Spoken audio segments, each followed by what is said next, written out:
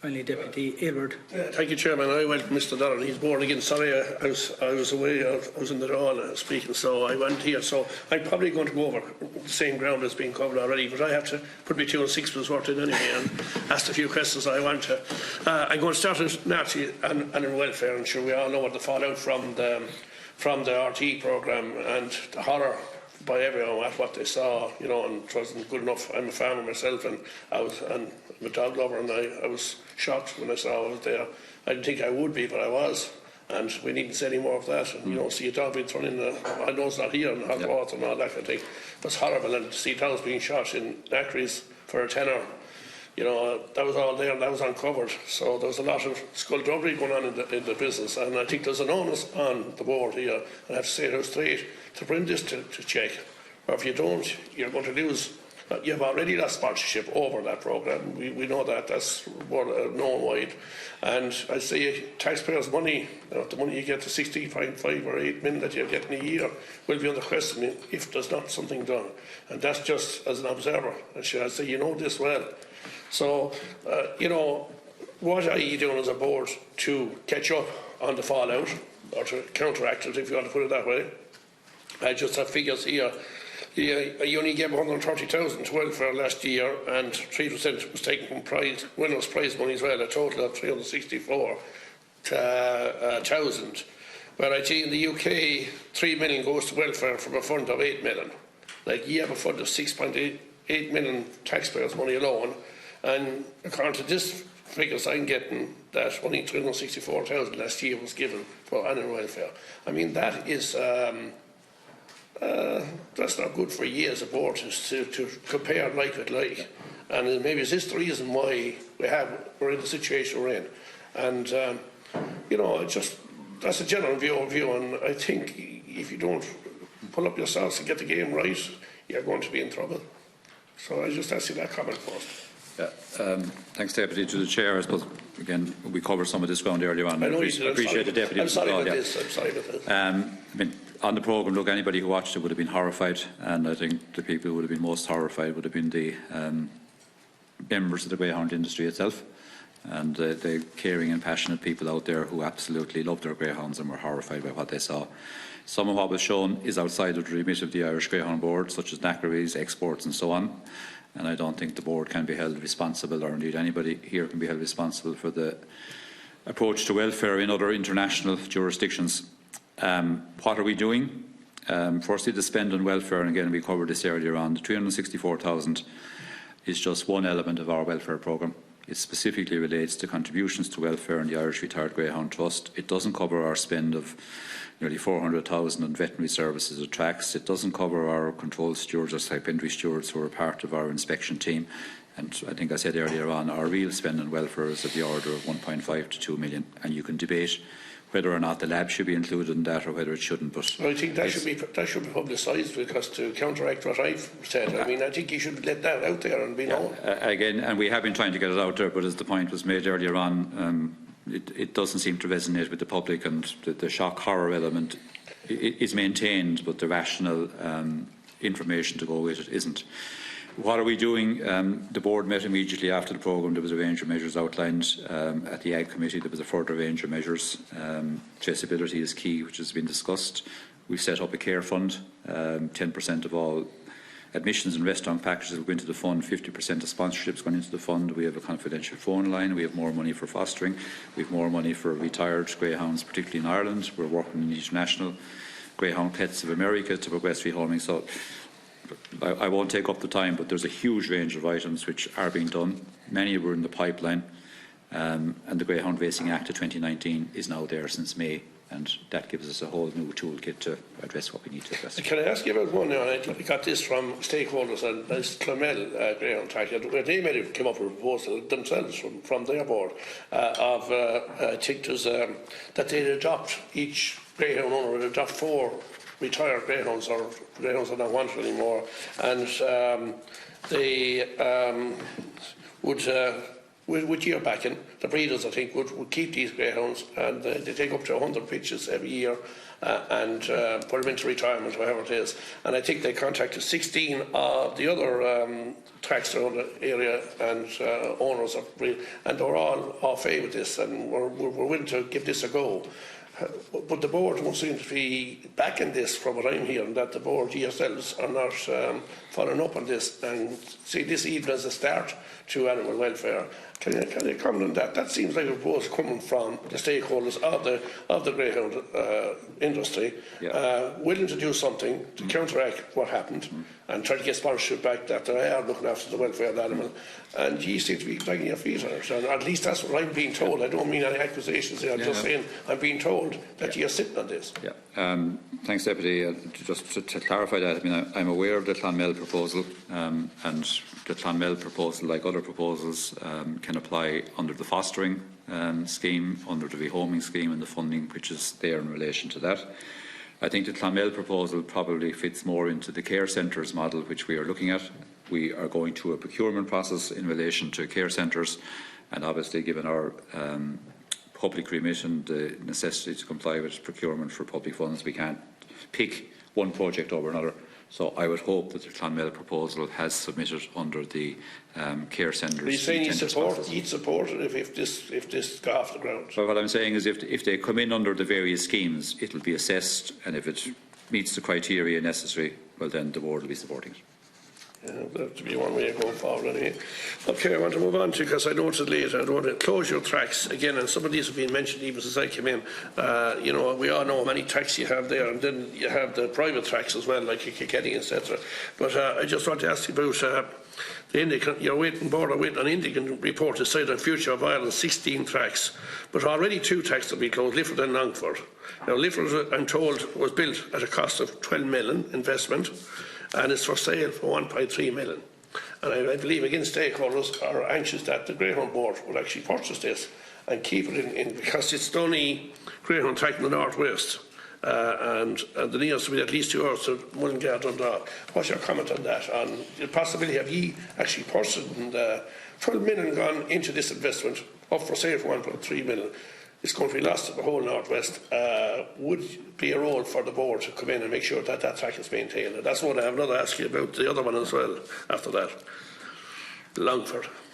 Yeah, just to deal with the 2 of them, Deputy, the board won't be making any decisions in relation to any track until Indicon reports and until its recommendations are considered. Could Lifford be gone at that stage? Could it be sold out? Well, I have met with Lifford, and they are also going to await the Indicon report, and I think they would strongly hope that they will feature in the Indicon report, but the board will not be making decisions until that Indicon report is there.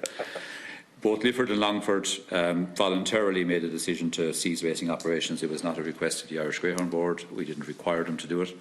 I understand Longford are reopening on the 23rd of September, and if and when they do reopen, they will receive all the supports that they had received prior to their closure. Okay, so you'd like to retain them, would you, if at all possible? You'd like to see them be kept there and in place as a board? What I'm saying to the chair is, and I've submitted this point, 16 tracks, there does need to be some element of rationalisation.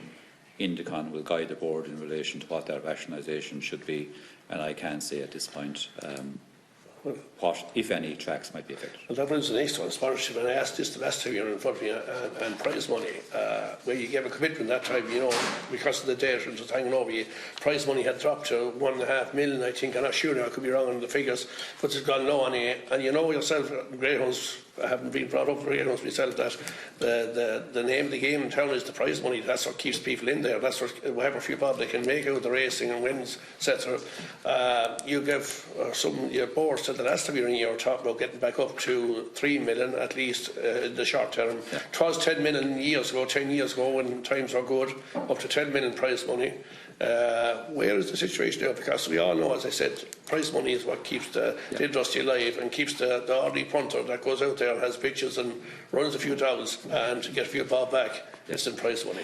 So I think it's very important that this is brought up, and this would be one way of keeping your 16 tracks open and viable, and the future of the greyhound industry going. Thanks, Deputy. To the Chair, the prize money, and when you get to 2018 accounts, and it's in the briefing note, the prize money in 2018 was 9 million. It was 8 million in 2017. The Board did commit to increasing prize money by 25% from October 2017, and that has been done. What is it now? It's at present. Well, in 2018 it was 9 million, and I would expect the outturn for 2019 will probably be something around the same, maybe a bit higher. It's not helping the industry to come back and get it back on its feet again. Well, again, it comes down to making choices, and in terms of priorities, I think the Board's priority at this point has to be in the welfare area, and obviously the Board will be making decisions for the budget 2020 as to what allocations are made in respect of welfare prize money and all other areas.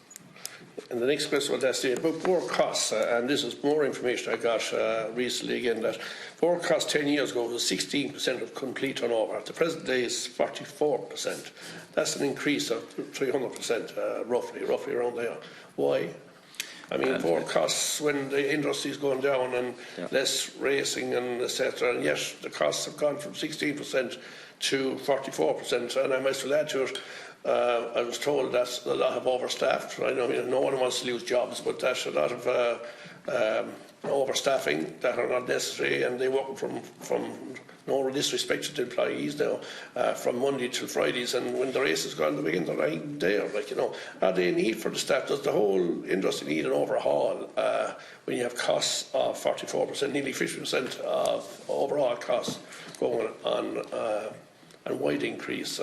I mean, it's a personal question, but it's one that needs to be asked. Yeah. To the Chair, Deputy, your colleague raised that specific issue earlier on, and the same percentages that you outlined there.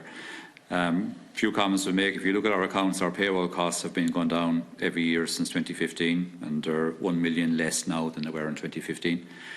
Your percentage is always going to go up if you're maintaining the same infrastructure, the same number of stadia, but your income is going down and your attendances are reducing. So it comes back to the issue, can we financially sustain the extent of stadia network that we have? And again, that's something that Indicon are looking at. On the point about employees, it is a labour-intensive industry. You need your stewards, you need your judges, you need your racing staff, etc. But we have been controlling costs, we have been reducing payroll costs, and the hope will be to continue to do that. Yeah, the reason why I ask this, because it is about survival, it is about the future, and and these things are cut. We all had to go through it all, especially when the years gone by and recession, etc. But like I'm told, there's 70 staff in Limerick alone. That's what I'm told. I don't know is this factual. I just told this. In fairness, now Limerick, you have Limerick Greyhound Stadium, and you have the national headquarters of the Irish Greyhound Board, which includes the lab, regulation, welfare. And yes, overall, I wouldn't say it's 70, there's probably 60 staff, but there are not 60 staff for the Greyhound track. Okay. Yeah, well, that's just clarification. That clarifies that anyway. Yeah. I mean, I don't like talking about staff or employees, because it's not none of my remit, and it's not a thing I'd like what to be taught. But these questions are put to me, so I have to ask them on. And you're the people I have to ask, no one else, and you're the people that are accountable. I just want to ask again, it was mentioned just before me about the catering. Again, I was told a loss of $500,000 last year in catering. This one being told again, a loss of $500,000. When you had your own catering services in place, you were making a profit, I believe a good profit. I was told a good profit when your own catering, and you changed it and went private catering, then contract practice, and that you're now subsidising to $500,000. I know this is factually other, but this is what I'm being told, and I'm asking you. No, I suppose straight answer, bottom line is catering is profitable, has been profitable, and continues to be profitable. The way the accounts are presented, because of intercompany transfer, probably, I won't say distorts, but probably doesn't reflect the true position, but catering is profitable. I think there's a misunderstanding as well. In the past, catering was a concession. It was contracted out. In the last number of years, it's actually been run in-house. In-house, sorry. I put it back to front. Yes, I meant that now, so I put it back to front. Sorry. Yes, I knew it was in-house, yes. But since it became in-house, what I'm being told is losing money, where it was contracted. There was a profit being made through the board every year. Yeah. No, maybe that's not factual. No, it is profitable. So this money that was mentioned to me is false. It's a false allegation. What you're seeing in the accounts is it's an accounting issue in terms of intercompany transfers, but the catering operation makes money. Yeah, well, I mean, there's food, there's money in food, they say, that's what they say anyway, but sure. And drink. Yeah, and drink, yes, of course, yes, that's, the Irish are well known for it anyway, but anyway, that's all I can. Oh yeah, I just want to ask you about the hair coursing. I know that but the hair course is part of, the Greyhound industry, and, at the moment the Minister's not issuing any licence because of danger of disease in hares. Again, individuals like everyone has looked after their own skin here, they're saying that there's no disease in hares. That is in rabbits, all right, but it's not in hares. I just ask you as the board, the Greyhound board, what's your opinion and have you any input on this Greyhound? The coursing is part of Irish life and it is part of the Greyhound industry, and we all have it in our own areas, our own country. And I suppose we'd like to see it properly run and properly controlled and maintained. I just want to ask you, is it part of your remit, and what's your comment? Any comment on the disease? Is the Minister right to withhold these licences? And if she doesn't give the licence, is that the end of coursing in Ireland as we know it? Yeah, just to answer the Deputy, it's not part of our remit. It has nothing to do with the Irish Greyhound Board, so I would make no comment. They are part of the industry, aren't they? I mean, they're part of the Greyhound industry, but they are no part of the remit of the Irish Greyhound Board. So you have no comment to make on that? No comment to make. Okay. Thank you, Deputy.